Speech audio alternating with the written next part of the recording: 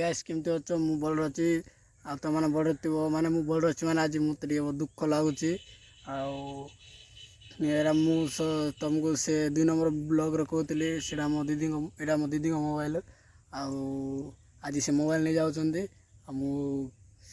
video upload କରିପାରିବି କି ନାହିଁ ମୁଁ ଜାଣିନି କିନ୍ତୁ ମୁଁ ଭାବୁଛି ମୋ ସାଙ୍ଗର ମୋବାଇଲ୍ରେ ମୋ ଆଇଡ଼ି ସବୁ ଲଗ୍ଇନ୍ କରିଦେବି ସେ ଭିତରେ ଆଉ ସେ ଭିତରେ ଅପଲୋଡ଼ କରିବି ବୋଲି ଭାବୁଛି ଆଉ କ'ଣ ହେବ ସିଏ ରାଜି ହେବ କି ନାହିଁ ମୁଁ ଜାଣିନି ଆଉ ଯଦି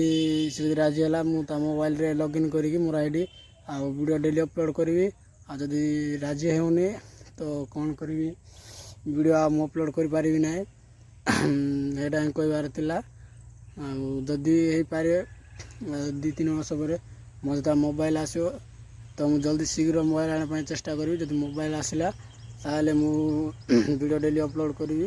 ଆଉ ଦେଖିବା ଚେଷ୍ଟା କରିବା ମୋ ସାଙ୍ଗ ମୋବାଇଲ୍ରେ ଲଗ୍ଇନ୍ କରିବା ପାଇଁ ଆଉ ଏଇଟା ହିଁ କିଛି କହିବାର ଥିଲା ଆଜି ମାନେ ମୁଁ ଦାନ୍ତ ପତ୍ର ବି ଘଷିନି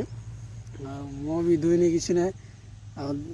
ଆମ ନାନୀ ଫୋନ୍ କଲେ ଆଉ ମୋବାଇଲ୍ ଦରକାର ମୋ ଅର୍ଜେଣ୍ଟ କାମ ବୋଲି କହିଲେ